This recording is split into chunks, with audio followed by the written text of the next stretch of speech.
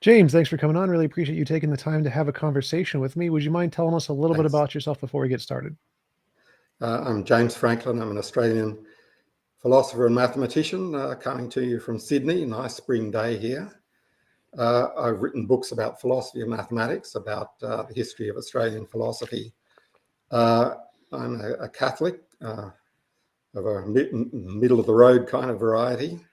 So I'm happy to talk about matters to do with arguments for the existence of God and against.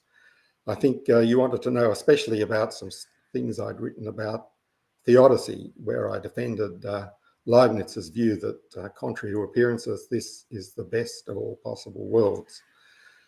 Looks like you could fix it up easily, but when you think about it, maybe not. Over to you. Sure. So why would you think this is the best of all possible worlds? It seems like there's many logically possible alternatives that would be far better in essentially any set of criteria we want to come up with as the standard of goodness. So it seems like this couldn't possibly be the best of all possible worlds. Well, I think your reasons for thinking that you could easily imagine a better world, or you think you can. But I think you've said to many theists before that reliance on imagination is somewhat dodgy. So, for example, you think that it's easy to create a better world with, say, one less stubbing of your toe. But it's not. The imagination says that, but what you don't get is what overall design of worlds is like. The change of stubbing of your toe, say you try to delete it from the world, ramifies, because the nature of the way laws of nature are, things what you do here, it's like trying to push a carpet down. If you push something down here, it comes up over there. Now, of course, we don't get this because our imaginations are very, very limited. Your imagination is great for telling you, for example, how many steps it takes between your front and your back door. It's easy with that small stuff. It's not so good with very large stuff, even design of computer programs, for example. Writing software, working in, if you write large-scale software, you work in logical material the same way God does. It's not easy. If you like, because my background is mathematics, I'll talk about some famous, or maybe one famous example, Euler's Königsberg bridges, where you think at first it's easy to do something, but it's only easy locally, and you can't put that together to get a global answer. Maybe you've heard about this example. I don't know. Go ahead. Let me use very, very low-tech technology and put the picture on screen. What you're seeing here is a map of the bridges over the River Pregel in Königsberg in the 18th century. Top and bottom, there's the banks of the river. In the middle, the ovals indicate two islands. There are 7 bridges, as indicated by the thick black lines. The citizens of Königsberg walked over those on their weekends, and after a while they realised that it was impossible to walk over all of them without walking over one of them twice. Now, the people watching might like to have a little mental go around, moving around, and see if they can do it, but you can convince yourself fairly easily. Wherever you start, you can't go over all of them without going over one of them twice. And Euler, the mathematician who observed this, proved mathematically that this was completely impossible. It's not a matter of the laws of nature that God could change. No matter what God did, of course, he could make different bridges and different people and walking different. But with things as they are, with bridges, walking, and the river as they are, it's impossible for God to make it possible for anyone to walk over the bridges once and once only. Now, when you think about large-scale design, if you like to not just sit back and say, oh, God could do this, God should do that, God should fix up the world like I would fix it up if I had my druthers, it's not easy to do large-scale design even when you're omniscient. And in fact, being omniscient means you see the troubles. So you should think of God's task as something like this. Up front, he has to design a world. He could design maybe an empty one, or maybe he couldn't, but he's going to design a large one, and he's got to cope with making, well, he can do what he likes with laws of nature, but he can't change mathematics, so he can't make the value of pi equal to 4 or something like that. He's got to design it, and he's got to design so that the things he can't design, namely reactions and their consequences, fit into it. Well, that is very difficult. And his moral position in doing that is something like in the famous trolley problem. I'm sure most of your philosophically alert listeners will be familiar with this, that a runner, somebody has a switch able to move a runaway trolley from a line where it's going to kill 5 people onto a line where it's going to kill 1. God's situation is like that in that he has to decide up front between different scenarios, some of which are morally better than others, and he has to decide the best one. Now, looking at the world, you certainly wouldn't think that this is the best one. You have to understand that well, I mean, as probably you and everyone else agrees, questions about the problem of evil come at the end of arguments for the existence of God. You only approach that if you've got some arguments, say traditional arguments for the existence of God, or historical arguments about Jesus, or something to do with fine-tuning, or whatever it might be. We're all familiar with what those are. And they seem to you, they've got some value. They seem to you, well, other things being equal, you'd think maybe there's a God. And at that stage, you ask, has God got any excuses for the appalling things that happen in the world? And at that stage is when to get an appreciation that his design problem is in fact very difficult. So Yeah, I see some of your people posting have mentioned Kenneth Arrow's impossibility theorem. Yeah, that is a nice example. I don't get that too well myself, but it's an example of exactly the kind of mathematical impossibility I'm talking about. That in economics, it's impossible to have an overall preference function that fits in with everybody's individual preferences given various conditions that you'd think it'd be easy to satisfy. Yeah, very good. So the question would be like, the reason imagination would matter here is that if I can imagine a world, say, without cancer, that means it's logically possible. There's no logical contradiction. Like in the example you gave of the bridges, it's logically impossible to follow in that set of rules to cross all the bridges without crossing another one. But unless you like use teleportation or something. So as long as you have to walk directly or something, it's impossible. Yeah. But there's no logical impossibility with a world without cancer. It's just pretty How easy. do you know that? You're relying on your imagination when your imagination is not fit for that task.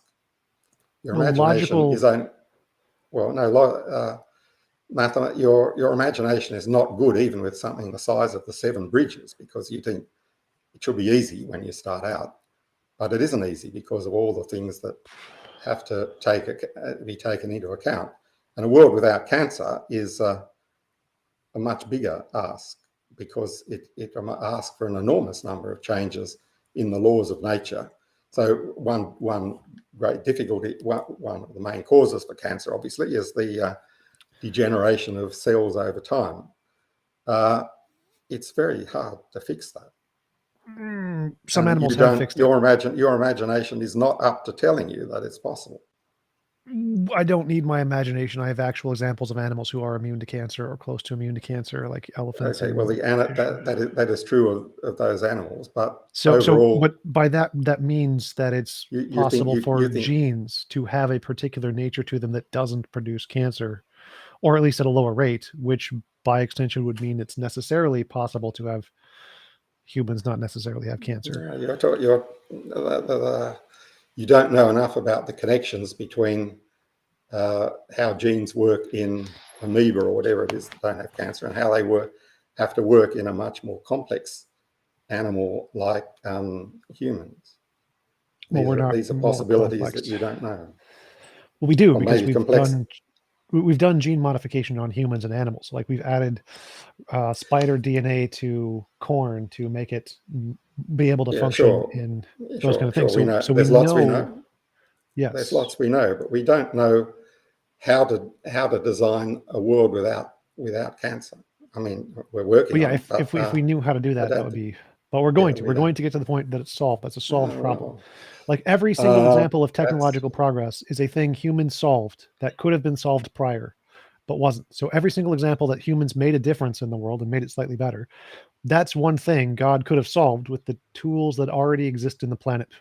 So it would not have taken a change to the laws of physics to give electricity to humans prior to when they got it. It would not require a change in the laws of physics.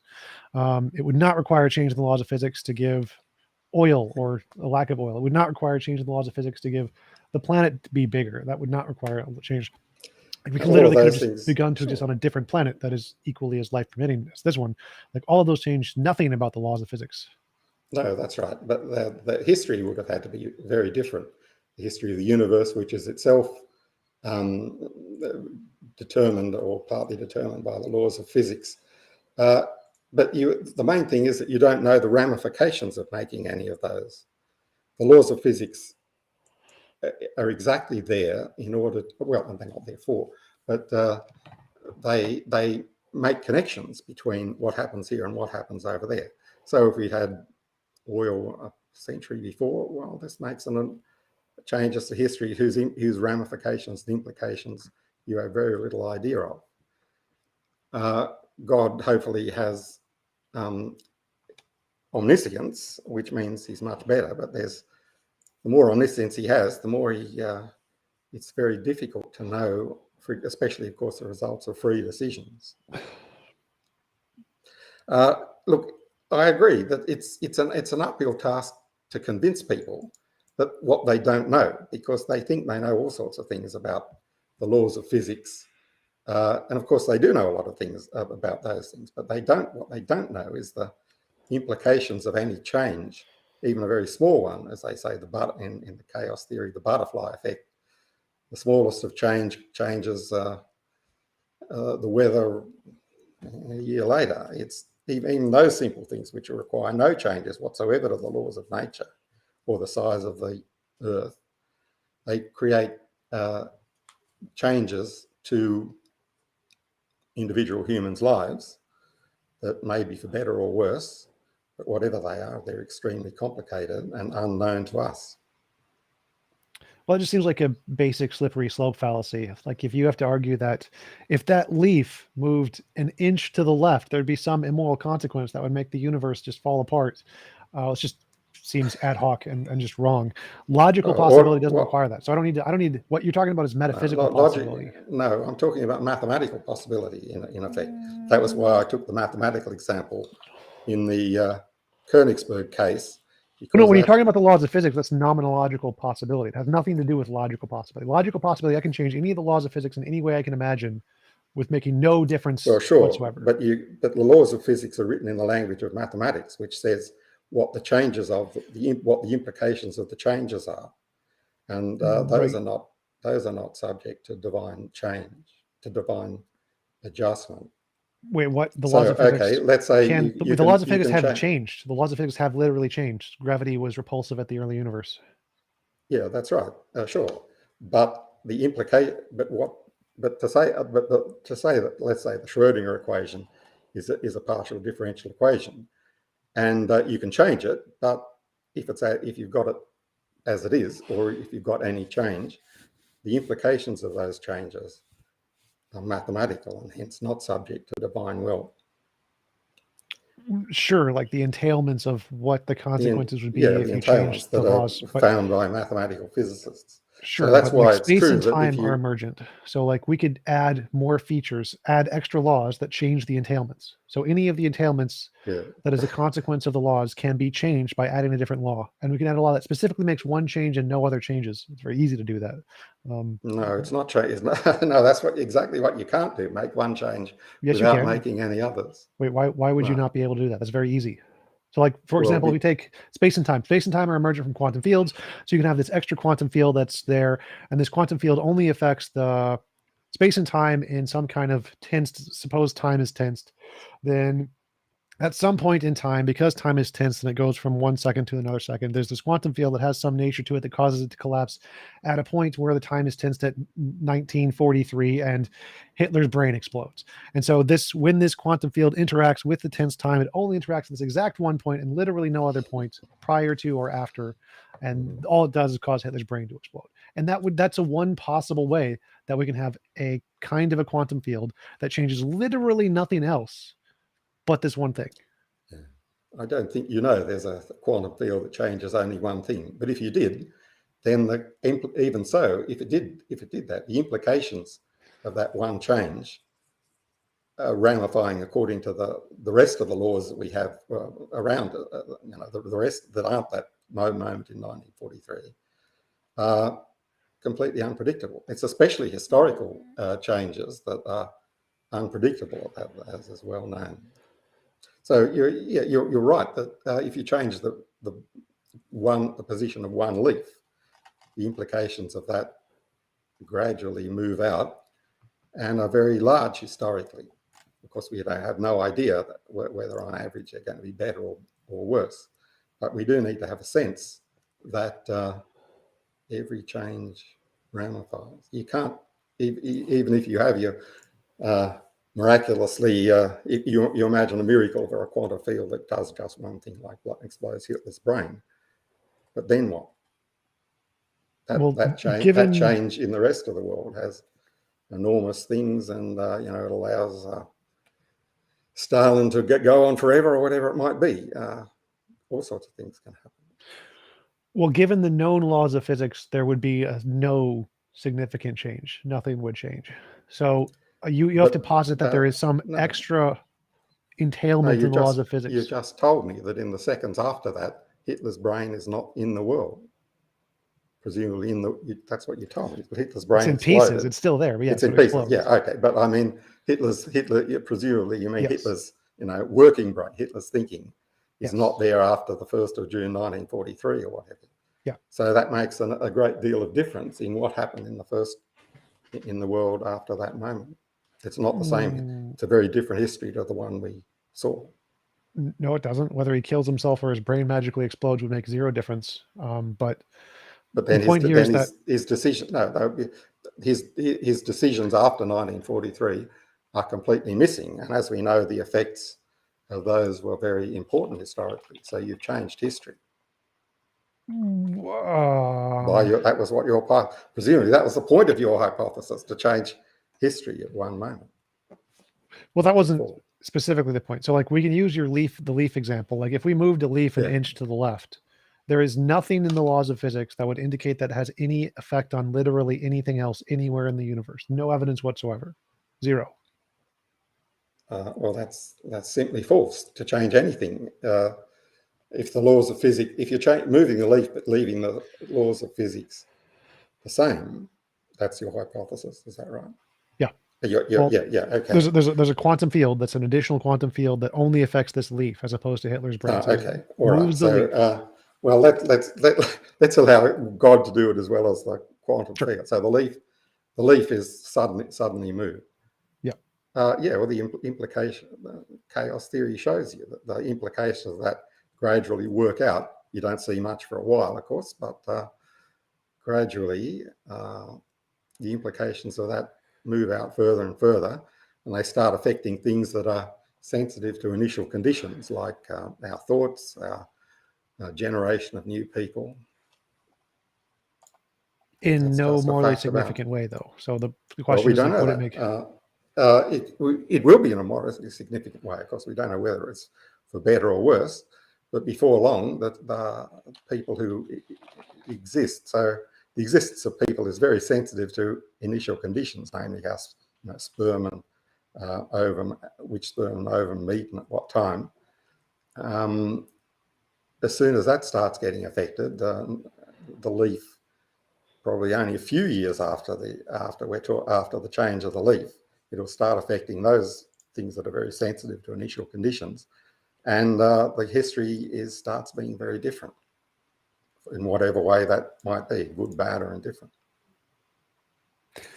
Well, so again, it seems completely arbitrary to say that. There's no evidence of that whatsoever. Like, chaos theory doesn't say it's going to change in one way or the other at all. There's no difference. We would grant chaos theory, which is dubious at best, would say that the changes particularly caused by this leaf has no indication one way or the other that the world will be more, better, or worse at all. No, it's not worse. It would be different. It'll certainly be different. And right. The more further you get into the future, the more different it will be.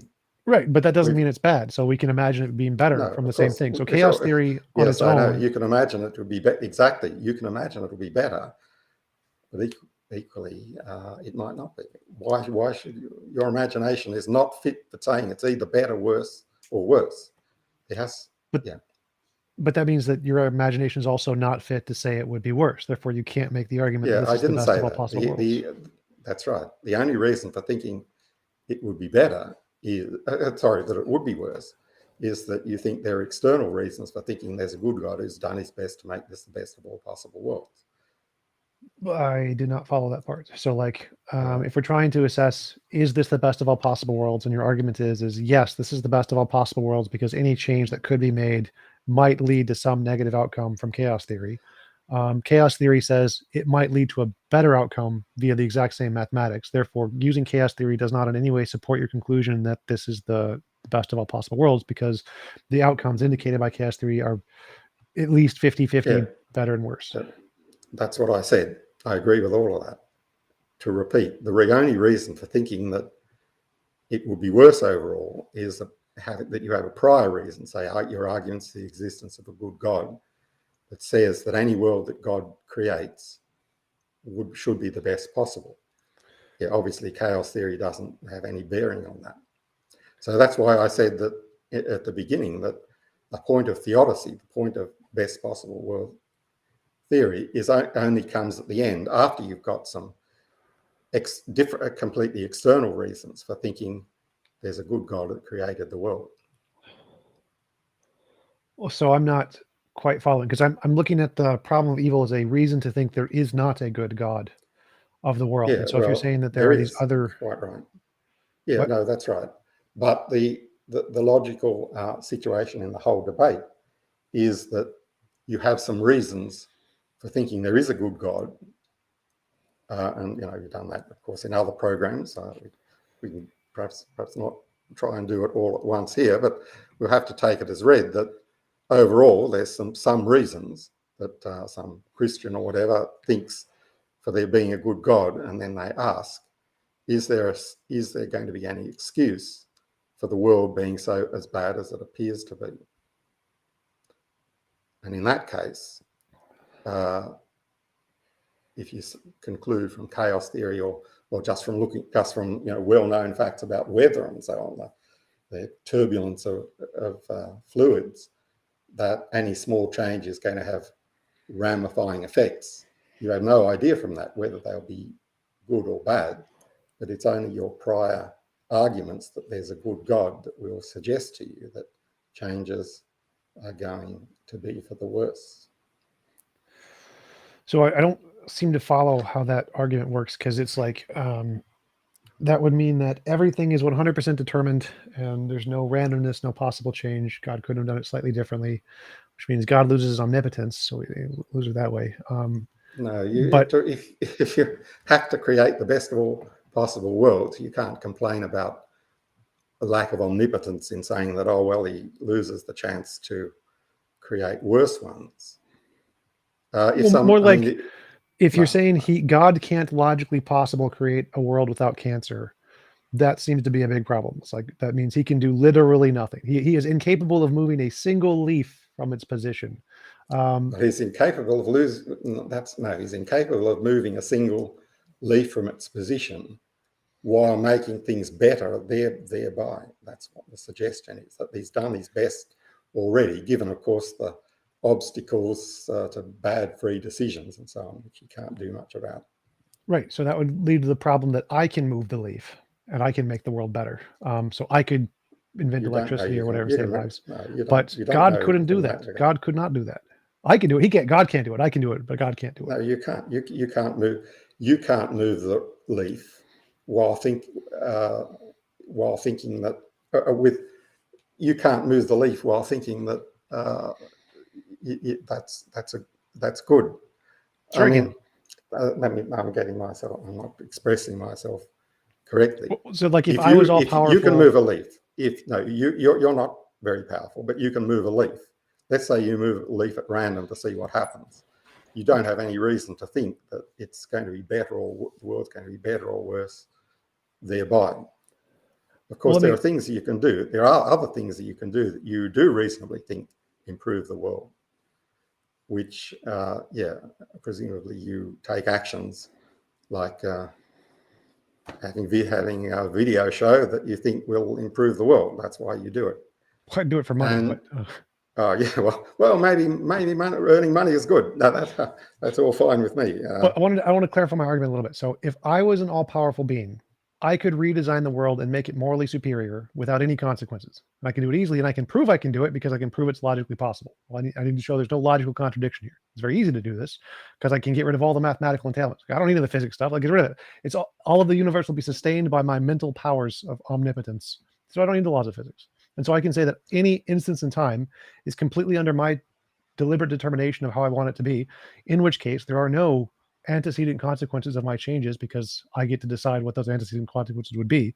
And therefore, simply by virtue of me being all powerful, I can design a better universe, logically possible, where I can move leaves or whatever without causing consequences.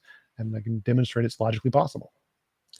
Well, that's a world. You could try and create a world that, that's the occasionalist world of some of the Islamic philosophers who thought that the world is kind of recreated at every moment without the past causing the future.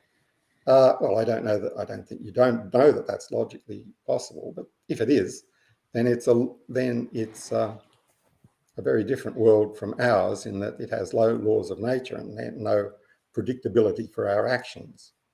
Well, that Well, wouldn't I don't know. follow. That's a very different. So, like, Well, even that's if I could destroyed the universe and recreated it every instant, the patterns in it would still be identical, and so you would still be able to see the same patterns, even if they're not there. That's Hume's argument against causality. So even if there are no actual laws of physics and the changes are specifically due to me, like pushing my finger in a specific pattern, you would still be able to discover what we would see as the laws of physics, even if they don't exist. So we'd still be able to have all the same things as science, even if there was no actual laws of physics. Like if we were in the matrix, even if we're in the yeah. matrix and the laws of physics don't Okay. exist, we'd Okay. still be able to find Maybe the we same should pattern. think of it as a sort of divine matrix. Well, that's a world that appears to be the same as ours, but in that case, appears to have all the evils that ours has too. All You've right, but replaced that. In that case, God can't make things different. I mean, he can make it appear to be the same, but then the predictability comes from the appearance, that's sort of the appearance of laws of nature, and that's a world that just looks different. That's the same. It looks the same as ours and feels the same as ours and feels as evil as ours, but has the causality different. But that hasn't helped make it well, any the better. argument was that you made was something like, given the entailments of the mathematical structure of the universe, any Okay. preceding changes could cause antecedent consequences we can't predict yet. Therefore, your argument is requires that there is this logical tensed structure to causality where one change here will cause future changes in the past. And so if I can eliminate that Yeah. and say here is a Okay. logically possible world that does not have any kind of future causal entailments, then that would prove your argument false. And so even if it's possible for this world to exist where God could create an instance of time and just maintains every instance on its own without any kind of antecedent causation, then he would, by necessity, be able to change any particular instance of moving this leaf or killing Hitler or Right. removing cancer or whatever without any antecedent causes, because there are no antecedent causes. There are no causal chains here. It's just Okay. God's mind. Therefore, that would prove that your argument that we can't predict these or whatever would be false, because here's a logically possible world that necessarily doesn't have them. I I think you're relying far too much on your imagination to help to construct for us a logically possible but causeless world. That's a world really very different to ours. You've you've tried to fix it so that it has, well, it's what's it got? It's got no causality. It must have the same mathematics because mathematics can't change. It's not subject to the divine will. It's got the same logic. I just I don't believe that your imagination can tell you where you can make changes to that world, or rather the appearances in that world, and where it can't. I'm sure you wouldn't let theists get away with those claims if they started imagining things like that. I'm not sure what you mean there. So, like, if your only argument, like, if theists can make claims that things are logically possible, and I grant that all the time. So, if my only argument is it's logically possible that every instance in time is its own individual entity, and there's no causal relation between instances in time other than the fact that God chooses them. So, there's still causality in the fact that God caused all of the instances of time or whatever, but there's no causal relation between the instances of time. Yeah. And so, in this So case, so you okay, need so what you have got though is apparent causal relations that give the predictions of your actions. Is that right? what? Say that again. I mean, what you have, since it looks the same as our world, you've got nevertheless the apparent laws of nature that allow us to predict the effects of our actions, even Yeah, though they're actually caused by God. yeah. Is this?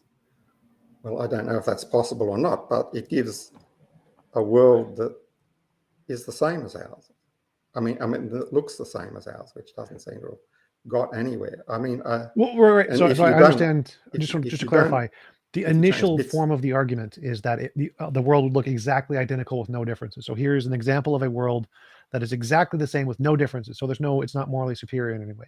But no, now that there's no causal relation between time t1 and time t2, I can make a change at time t1, and you can't imply that this would cause some negative consequence at time t3000 or whatever, because there's no logical entailment of connection between t1 and t3000. So in this example, God can get rid of all the bad things. He can go no cancer, no death, no suffering, everything is voluntary, no rape. And because of the structure of this analogy, that the time t1 doesn't have any consequence to time t1000, these changes would not, you wouldn't be able to make the same argument that there may be some unknown consequence in the future, because there is no antecedent consequences here. They're all just determined by God's mind. And so the point is simply to show that God could change in this world all of the things, any particular thing or all of the things, and it would not have that same consequence that there may be some unknown evils that are caused, because each instance is isolated from each future instance. well, but then that means there is a consequence, namely that there's no predictability whatsoever, Um, because there's no connection between, as you say, if there's no causal connection, there's no predictability. You're going to know between T1 and T2. If I take an action at T1, I can't predict what's going to happen as a result at T2 because there's no result. So I just don't understand. That world is so different. It might look the same physically, but it can't look the same from the human perspective because it has no predictability of actions. In fact, there are no actions. I'm not There's following no that. So such. like, even if we're in the matrix, there is, like, suppose the matrix exists. There's no causation in the matrix. There's no actual gravity. Gravity doesn't exist. It's just a pattern that's been programmed into the matrix. So there's no actual gravity, but it looks to us exactly like there's gravity. So we wouldn't be able to tell the difference Yeah, whether exactly. there's So real gravity or fake yeah, gravity. But the same thing that's applies to right. my causation example. So we would still see causation. We would still see exactly the same science. There just wouldn't be cancer. No cancer in the universe. But all the science, we'd still see all the laws of physics as the same, even though they weren't there. We'd still see all of the causation and scientific testing as the same, even though there's no causation. So we'd see everything is the exact same, but no cancer, or the leaf was moved, or any particular thing you want But, to change. So I'm not sure why you think we would but not there be are, able to have those things in this world. well, the world is not specified. I mean, if we think of it as the matrix, then you say there isn't real causality like gravity, but there's apparent causality sufficient for prediction Yeah. of the results of your actions. Yeah. Well, that's the same world to all appearances, and you can't delete cancer or whatever because that's part of part of the world. The appearance of cancer is as bad as cancer itself.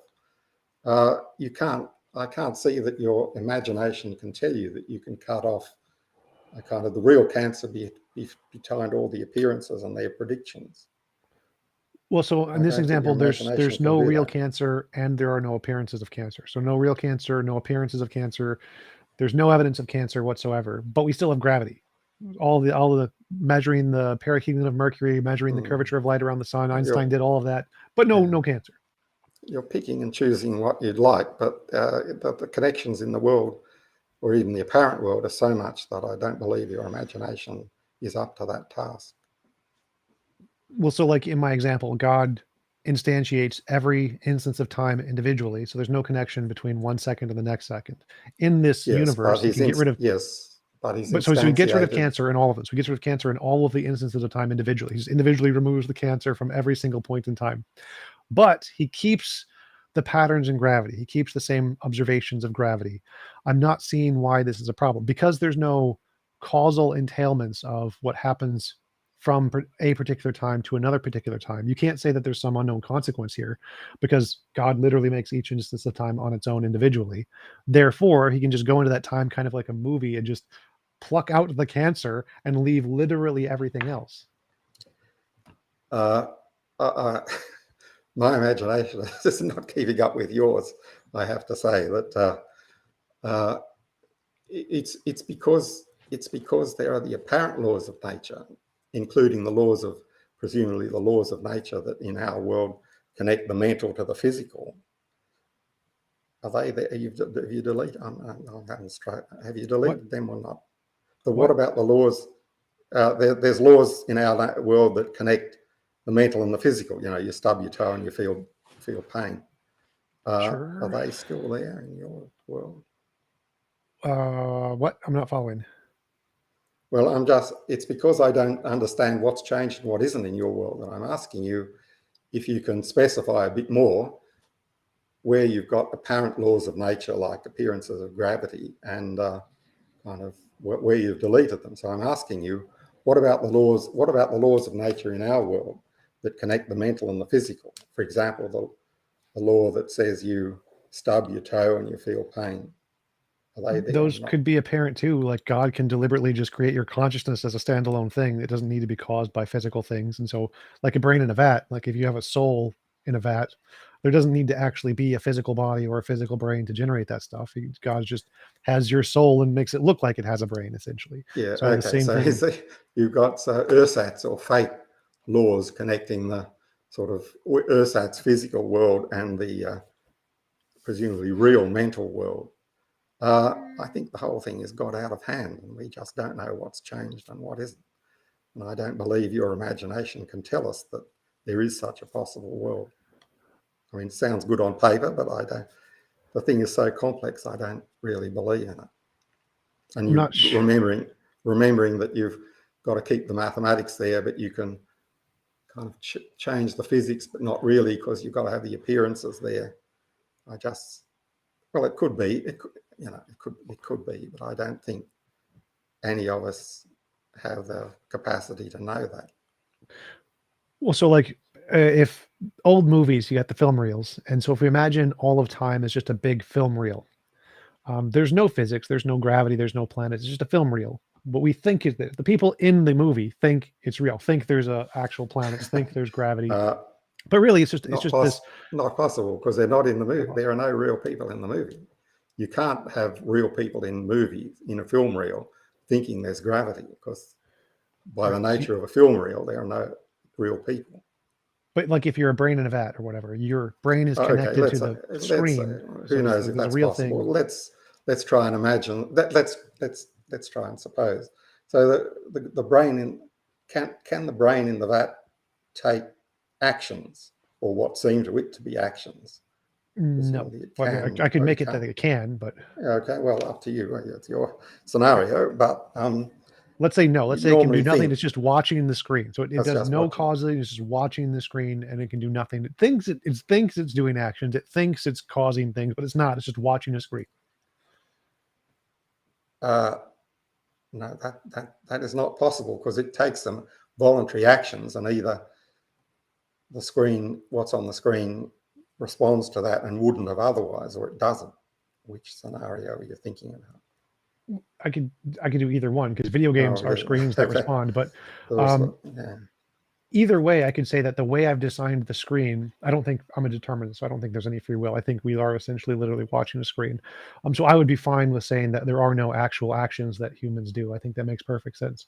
But if you want to say there are actions, I can make this screen a video game instead of a movie reel, in which case the brain in the vat can make decisions, and it will apparently see the changes in the laws of physics or the impacts it Okay. has given the laws of physics in the video game, even though none of the laws of physics exists. Well, they do exist. I mean, they're at least their ersatz versions of them do exist, in that there's real effects in the screen world of the Yes. thoughts of the person. Well, that's a world, but it's a I wouldn't, if I were God, I wouldn't rush into um, implementing it, because there's a lot of possibilities of what people's free will is going to do in that world, which might or might not be better than the present one. Who knows? If Well, you're, it would be identical, just with no cancer. Not following where that would be. well, you haven't shown that we can, what you can delete and what you can't delete, because especially because you've got worlds, you've got effective, sort of effective in appearance law. Well, they're real. No, you've got real laws of nature in the world, not all of the present ones, but you've got real ones that connect voluntary actions with effects in the movie world, like on a video game. Yeah. Well, yeah. It's worthwhile thinking of in terms of a video game, because that's in a sense right. Well, let's say a video game with real free agents out there, which is a little bit hard to imagine, though some video games try to make it look like that. That is something like a scenario. What's in there? Suppose you have you've got a video game that you're playing, so your actions, your voluntary actions, make real effects. And in what happens, you do this and this happens. If you didn't do it, something else would have happened. If there are free agents in there subject to your will, we're getting into a very hairy scenario, I think, there. And we don't know much about whether that world would be good, bad, or indifferent, whether it had cancer or not. Who knows what it's got in it. Well, sure, but we haven't gotten that far in the argument. The argument here is just to say that Right. here is a logically possible world that has no time-based entailments. There's no necessary connection between what happens in early time and later time. Therefore, the argument that there's going to be some potential negative consequence for getting rid of something at T1 would not work. Now, I would take this to the extreme and say, since this world is possible, God could have created the true best of all possible worlds, which is a world where it's impossible to force anyone to do anything they don't consent to doing. That's what I think is a better candidate for the best of all possible worlds. And it seems clearly logically possible for God to get rid of any entailments that may occur via time, to be able to selectively pick which things can and cannot exist in a particular world, in which case the best world he would create would be one where it's impossible to force people to do what they don't consent to doing. And that would be the world that is possible to create and is morally perfect. So I think that is a better way to answer what is the best of all possible worlds than to say this one. I don't. Well, I'm not sure that is the best of all possible worlds, because sometimes there's good reasons for people to be forced to do what they don't consent to doing. For example, some of those 2 million that are in the prisons of your country. Nevertheless, I think the problem is earlier, that you've removed real entailments, but you have to have the ersatz entailments, kind of apparent laws of physics, or whatever it is, or apparent laws of physics implemented by God in the matrix-like world. And they have the same problems as the real laws of physics. Wait, no, they don't. Like in video games, I can just delete an entire chapter of a video game. It changes nothing. Like the entire story just continues on as if it happened. So like I can go to the middle of a video game, just remove whatever I want, turn on God mode, delete cancer, just easy, no problem. It's very easy in a video game to change particular aspects. That's how they're designed. That's why So they're designed like that. But as soon as a video game, even a video game, gets complicated, and especially asking yourself if you had some free agents in there, they might not be so keen on having their chapter deleted. As soon as the video game is not just on a screen and is sort of for real, for keeps, then things start trading off against each other, and it becomes more and more like the problem of our world. You can create a video, you can create a film reel that it looks good because there's no one in there and it doesn't count. But as soon as there are kind of real people in there with things to trade, requirements to trade off against each other, things get a lot harder to design. not following. So like multiplayer games have a bunch of free agents in them, but the designers have absolutely no problem removing aspects like glitches, bugs, guns that people don't like, nerfing things. The designers have zero problem changing things, even though there's free agents in it. So they can arbitrarily change whatever they want about the video game. And there's nothing the free agents can do about it. They have zero impact whatsoever. They cannot change anything. They can't break the game. They can't add new code. Yeah, the free agents have zero. But there is a kind of physical appearance of physical world in there, and the whole point of the game, especially with the multi-agents, is that everybody knows what can be predicted in the game if you do something. Yeah. That's where if you're designing with that in mind, it's very different to just designing a film reel. And things start trading off. So I wanted to move away from the film reel and go more to the video game one. So in the video game, Halo is a decent video game. I have the ability to throw a grenade, and when I throw a grenade, it has a 5-second fuse, and after 5 seconds, it blows up. Now, it doesn't seem like if in the video game they added cancer to all of the characters, that it would have any impact on the fuse of the grenade. Based on the laws of physics, which are completely designed, we've designed all of them in Halo, all of the pseudo laws of physics. We know all of them. There is no law in physics in Halo that will cause the introduction of cancer into a body or the reduction of cancer from a body to in any way affect the fuse on the grenade. So all of, like, even they may have added cancer to each one of the characters and we just don't know it. And if they removed it, we still wouldn't know it because they'd be the exact same. The fuse on the grenade would be the same. The maps would be the same. The predictability would be the same. The scores would be the same. So we would have no idea if the designers of Halo decided to add in cancer and or remove cancer, because that has no impact on the gameplay. There's no causal relation between that in the game and anything else in the game. There are laws of physics in the game. So if you change like the rate of gravity or the rate of fall of your grenade, then yeah, that's going to change the predictability. But adding in cancer would not.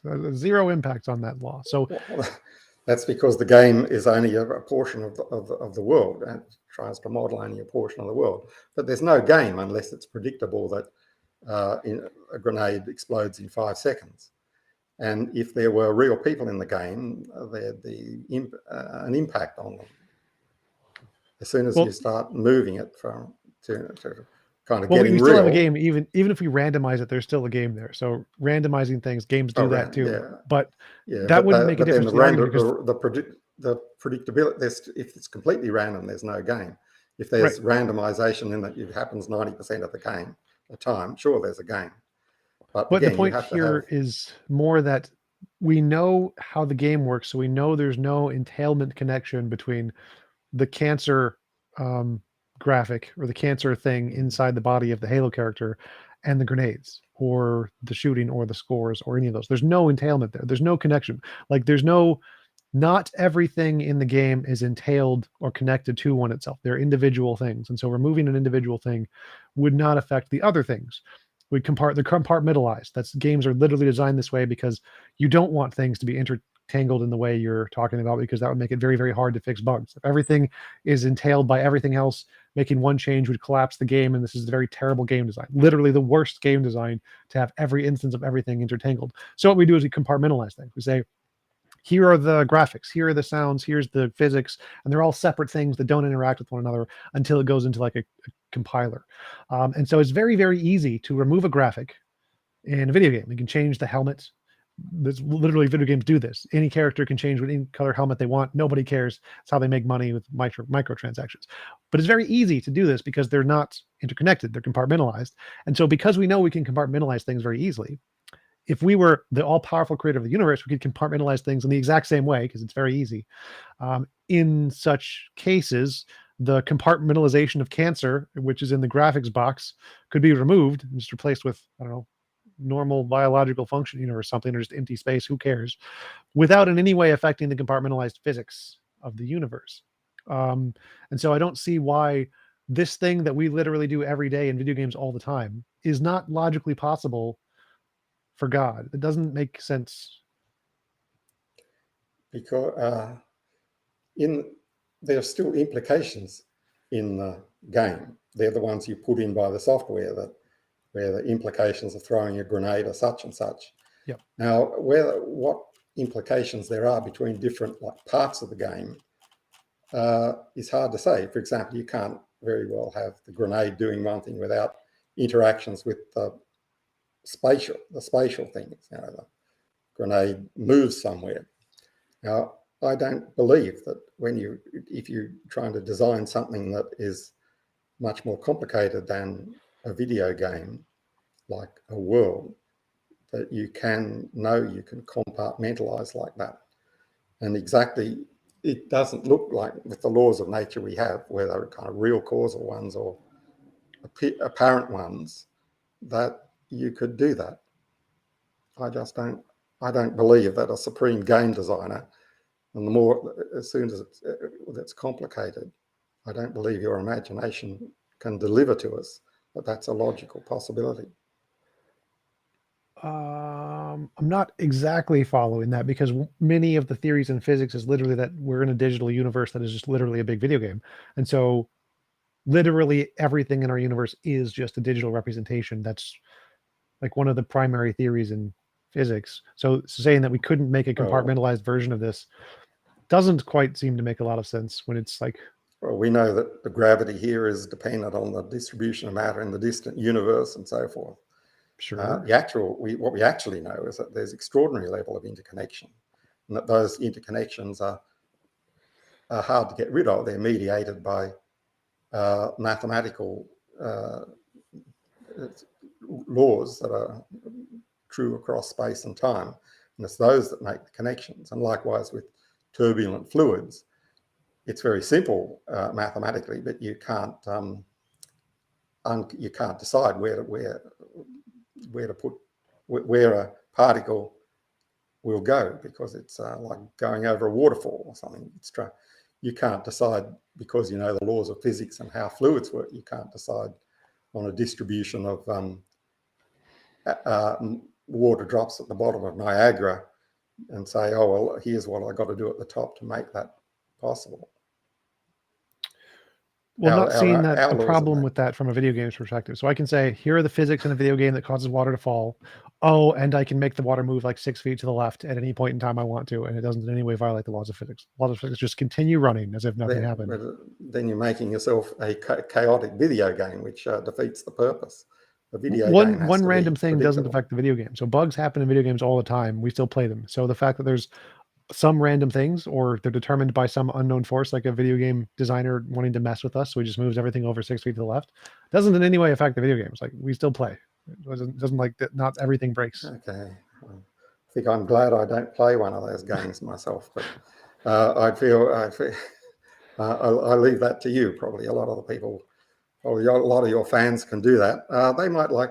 I know there are it's kind of fake worlds where you try to make things better. But nevertheless, I can't believe that a world like that is close enough to our actual universe for you to know that there's a possible universe that does things like our universe does.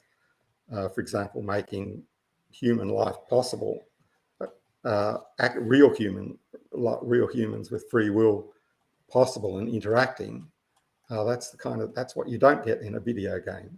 In a multi-purpose video game, you get something that is, well, that's an interaction in the real world, but kind of via the video game. It's not the video game having free agents in it itself. I mean, I think we're working on AGIs to have that too. I mean, I don't think free will is possible anyway, but we're making those too, where computers have equally as Sure. much free will as humans do, whatever that is. So I'm seeing, like, from my problem with your argument is that it seems to conflict with our knowledge of the fact of things we can do with the computers, and if we can imagine that it's possible for the universe to be like a computer that God could make in a similar fashion, similar entailments, then it would necessarily be the case God could remove one graphic without any affecting the others, because we know how entailments work in video games. And so to say that that's impossible um, would seem to be like God's the universe must pre-exist or supersede God in such a way that he can't change it, which would be problematic, I think. Uh, well, in a certain sense, there is some pre-existence of God because what is the best possible world is not subject to the divine will, because it's a mathematical fact. Of course, in real terms, it's different because the world, the world we have has got free agents in it, which get to decide things that God is not able to decide. And he's got to work around that. Uh, Nevertheless, I don't. Yeah, it's worth thinking about God's design perspective as like trying to create a video world, but with real free agents in it. That's a very different task to the actual video worlds that we have, video games that we have. I find it very hard to get my head around what it'd be like, but it wouldn't be very much like the video games we have. I see it more as like there's infinitely many different ways the laws of physics could be such that it would create an exactly identical universe to the way it is. And of those infinitely many ways, um, many of them don't include the entailments that you are describing. Therefore, if any of those worlds are logically possible, God could create them and remove cancer without causing any other problems. And that to me seems like a defeater for your argument, because since there's infinitely many ways of versions of the laws of physics that could make an exactly identical version of ours, then and some of those would not have the same entailments, then necessarily it would be false that any change would entail a worse universe. Either it's exactly the same as ours or it isn't. But if it's exactly the same as ours, then it is the same as ours. And if it isn't, we don't know what ramifications there are of the changes in entailments. Did have a question from the audience. Yeah. Tim asks, Yeah. what does James think of the irreducibility of randomness? Does James think of irreducible randomness? Well, I don't know if there's irreducible randomness. There may be or there may not. By that, I presume the suggestion is that there can be, in the laws of nature, something that's not at all a result of the past, that just kind of pops into existence as something random. I have no idea. I believe that's and I'm the not sure how consensus. it bears. Yeah, I just don't think that bears on the question. Oh, actually, it is fair to ask how that bears on the question of God's design possibilities. Well, either he can work around that, or if there is kind of irreducible randomness that he can't do anything about, then of course that makes this prediction task and creation task a lot harder. Sure. All right, and Mr. Creenan asks, does James believe that the hidden variables are likely? I have no idea. Physics I don't do. Sorry about that. Gotcha. I think the implication of those questions is that if randomness is irreducible, then like randomly the leaf could move to the left or whatever, and that would be able to be a change that could be made. It could be a change which could be good or bad. Well, there is that, yeah. But from the perspective of what we're talking about here, the question is more whether that is God is going to be able to either predict that or control it. Well, yeah, the less he can predict or control it, then of course the harder it is for him to create the best of all possible worlds, because his omniscience is necessarily limited. So maybe he's got more excuses in that case. I don't know. Gotcha. Well, we have been going for about an hour. I really appreciate you coming on. It was a great conversation. Do you want to give any links or references where people can find out about your work? If they just look up myself and my name, James Franklin, Leibniz theodicy or something like that, they'll find my views. Cool. Thanks again for coming on. Really appreciate it. Okay. My new book, The Worth of Persons, The Foundation of Ethics, out this month. Thank you. Yep, Great absolutely. And hope you have a wonderful rest of your day. Thank you.